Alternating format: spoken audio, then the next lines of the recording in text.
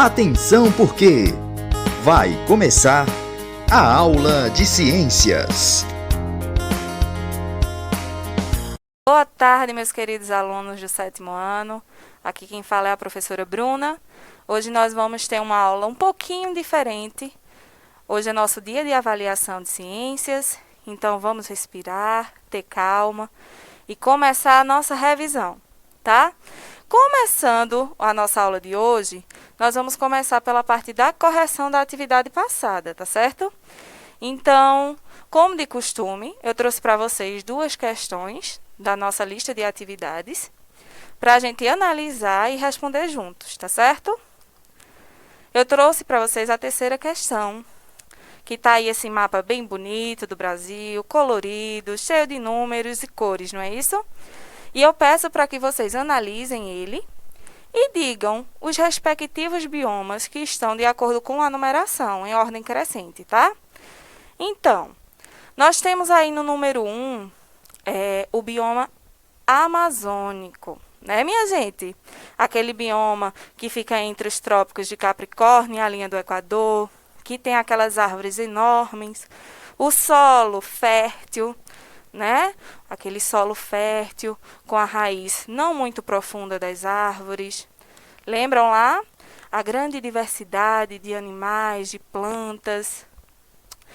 No número 2, bem pequenininho ali embaixo, nós estamos vendo o bioma Pantanal, tá? É um bioma de transição. Ele fica ali entre o Amazônico e o Cerrado. Ele tem uma característica de uma diversidade enorme de animais.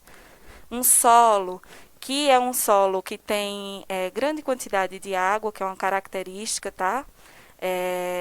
O solo chamado de planícies inundáveis. O número 3, esse laranjinha aí, o que é que nós vemos? O bioma cerrado, isso mesmo. No cerrado nós temos uma vegetação rasteirinha, não é isso? Com aquelas árvores altas, com os galhos retorcidos, a luz do sol incide nela, incide no solo, uma quantidade de animais, de plantas características daquela região.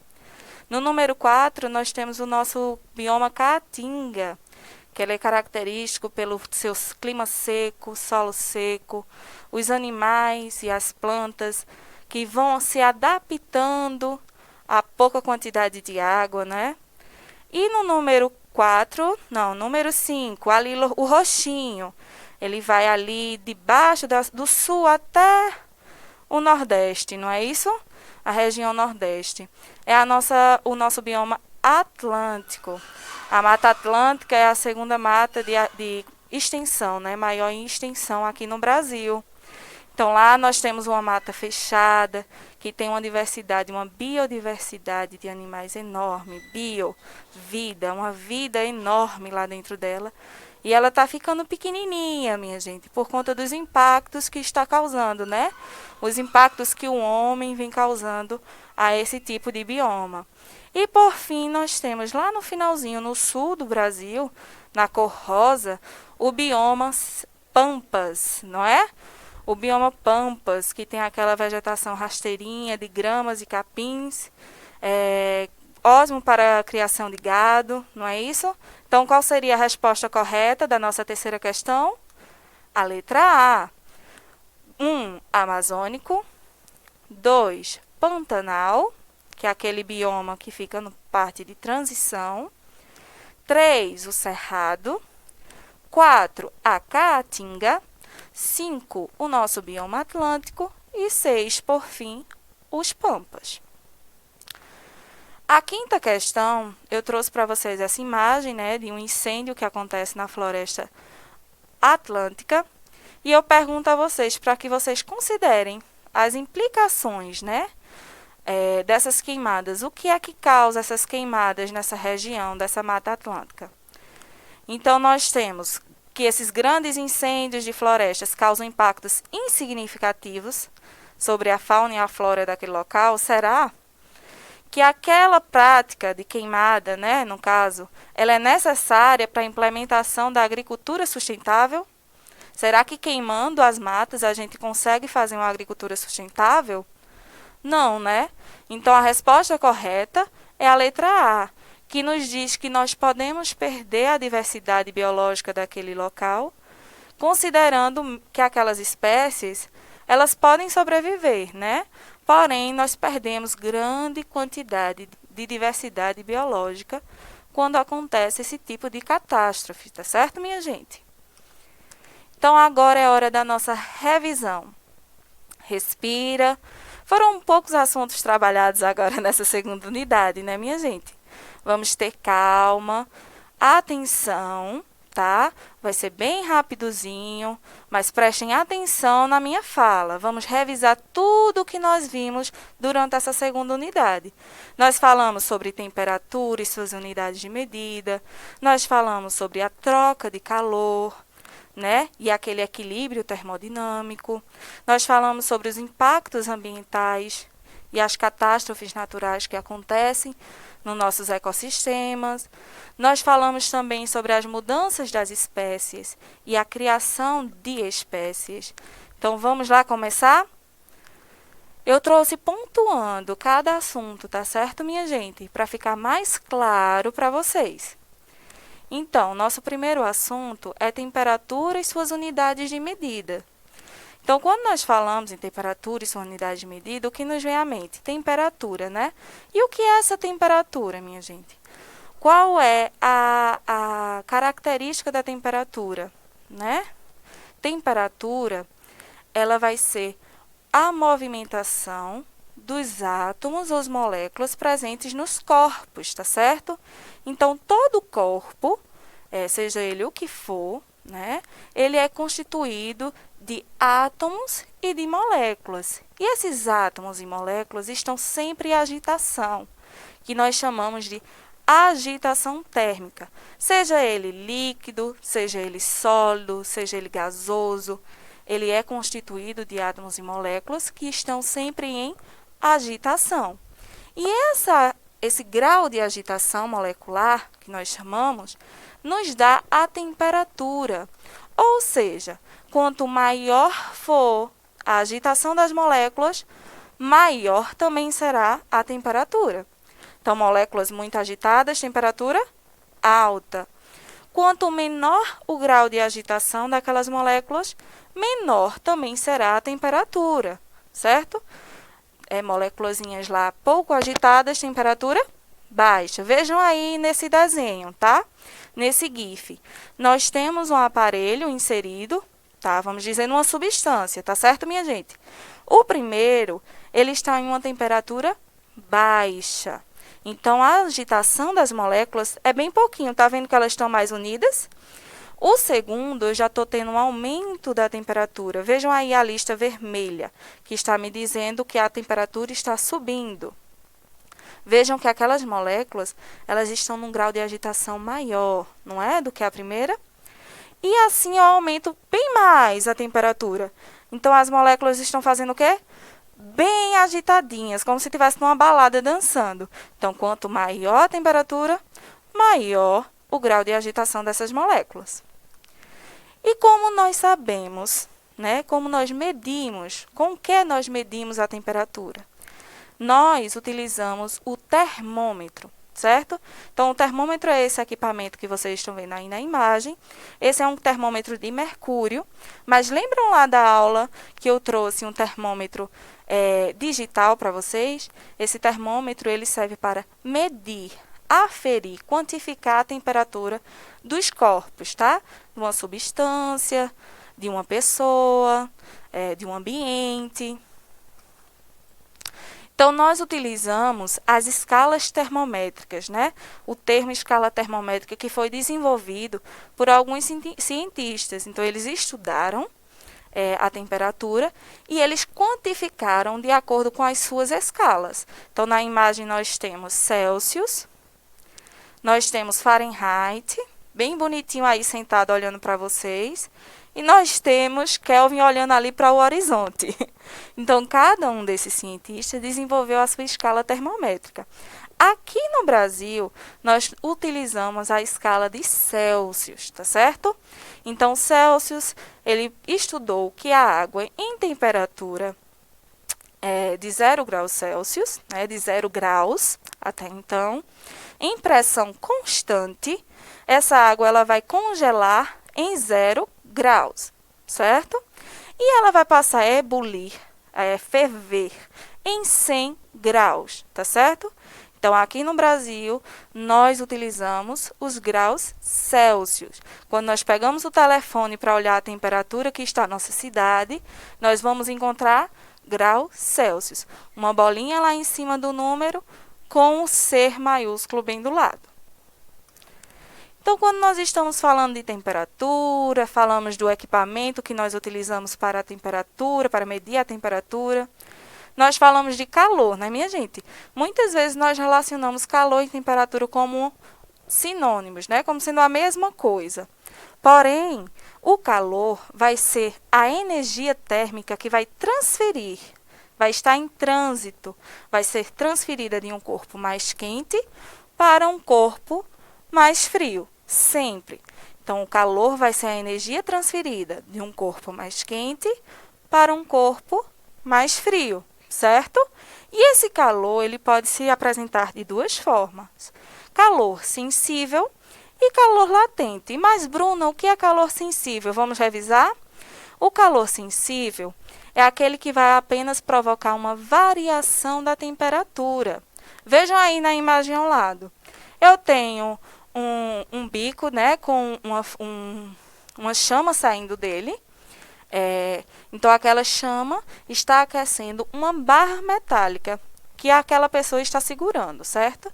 Então, aquela chama aquece por contato a barra, que transfere o calor da chama, da parte mais quente, para a parte mais fria daquela barra, certo? Aqueço a barra, fica quente, o calor é transferido da parte quente para a parte mais fria. Lembrando, o aço ele é um bom condutor de calor, certo? Então, aquele calor vai fluir da parte mais quente para a parte mais fria por um calor chamado sensível, onde só há a transferência de calor. Quando aquele material que nós seguramos, ele sofre uma modificação no seu estado de agregação, na sua característica física, nós chamamos de calor latente, tá certo? E o calor, minha gente, ele pode ser transferido de 3 formas: por condução, por convecção e por radiação ou irradiação, tá? Tanto faz. Então, por condução, vejam aí na imagem que a pessoa está segurando o cabo da panela lá de aço, que é um bom quê? Condutor de calor. Então, eu estou segurando aquela por contato, segurando naquele cabo da panela, e aquele fogo ou nesse caso, a radiação está sendo transferida para aquele ambiente que está esquentando aquele aço. E eu vou sentir a passagem de calor por condução, porque eu pego naquele recipiente quente. Então, por contato, eu vou ter a condução. A convecção, estão vendo aí na imagem, as setinhas subindo e descendo, a parte azulzinha lá como se estivesse mais fria, e a parte de baixo bem vermelhinha, quente. Lembram que as partículas elas têm uma propriedade de quando quentes elas sobem e quando fria ela desce, formando um movimento de looping giratório, não é isso? Então, esse é o processo de transferência de calor por convecção. Já a radiação, ela vai acontecer através das ondas eletromagnéticas, né? A transferência das ondas eletromagnéticas, que nós podemos também chamar de ondas de calor.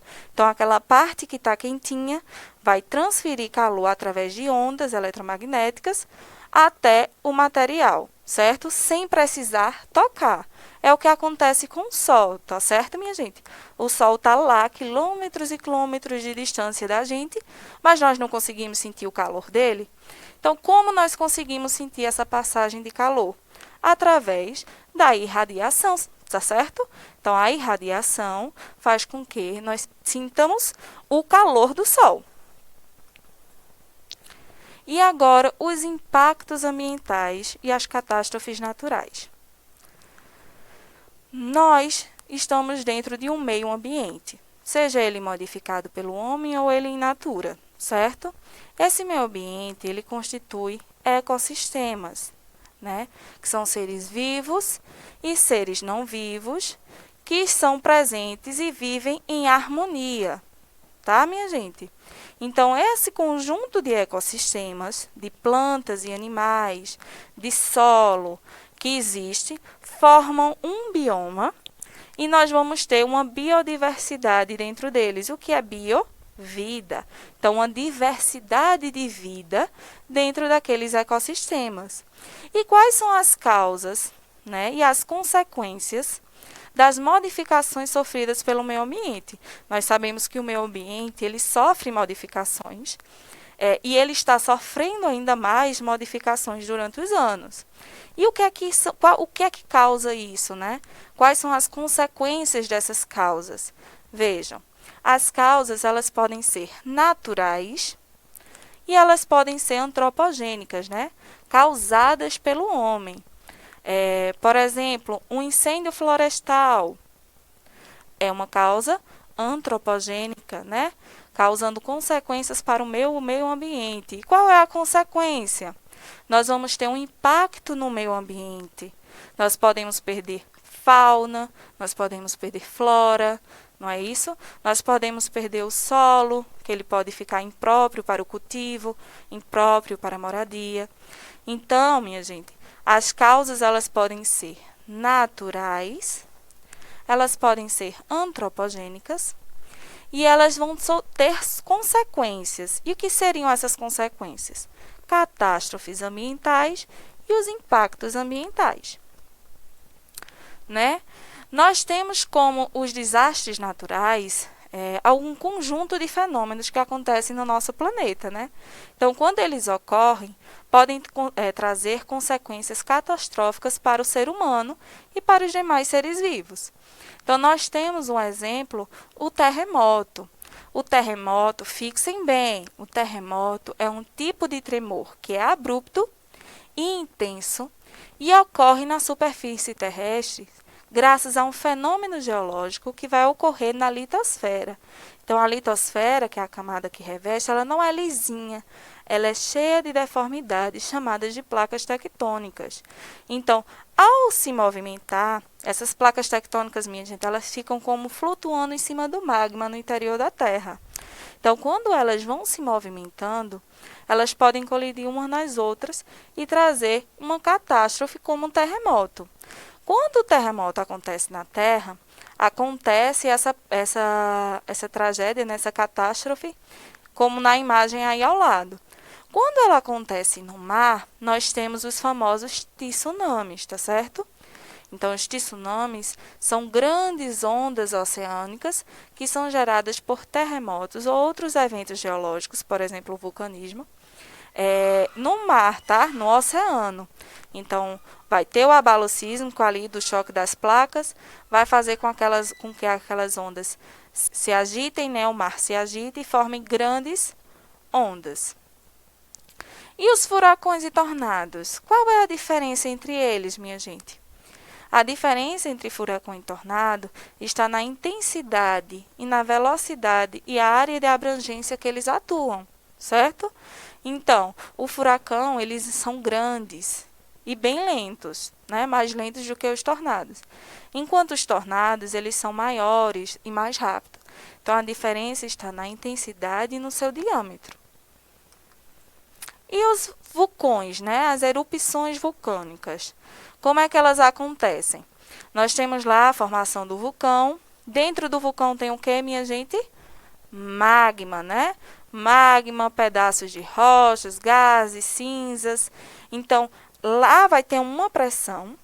Dependendo da temperatura, da movimentação das placas, aquele magma ele pode subir, né? Devido à pressão e temperatura.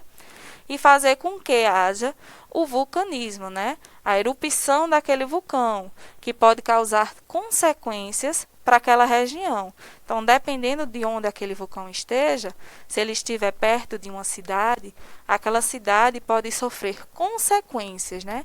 Consequências naturais, graças ao vulcanismo. E as mudanças de hábitos e criação dos animais? O que é que nós temos a falar sobre eles? Lembram lá? Nós estudamos, está recente, né, minha gente? Vimos na aula passada, falando sobre os biomas brasileiros. Lembram que os biomas são aqueles conjuntos de ecossistemas que têm um ambiente semelhante, uma vegetação, uma fauna, um clima, o relevo, bem semelhantes.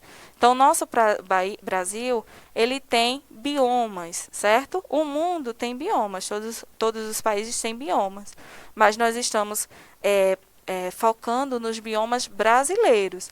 Então, nós temos o bioma amazônico, nós temos o bioma cerrado, nós temos o bioma atlântico, o bioma caatinga, o das florestas de araucária, né? Nós temos os das pradarias, que são os pampas, e nós temos aquela da faixa de transição, o Pantanal, vejam ali na letra B na imagem, e nós temos também na letra A mata de cocais, certo? Então, minha gente, a nossa aula acaba agora. Eu espero que vocês tenham gostado, tá certo? Tenham calma, respirem, concentrem-se, tá certo? Para fazer uma boa avaliação agora. Um beijão para vocês e até o próximo semestre.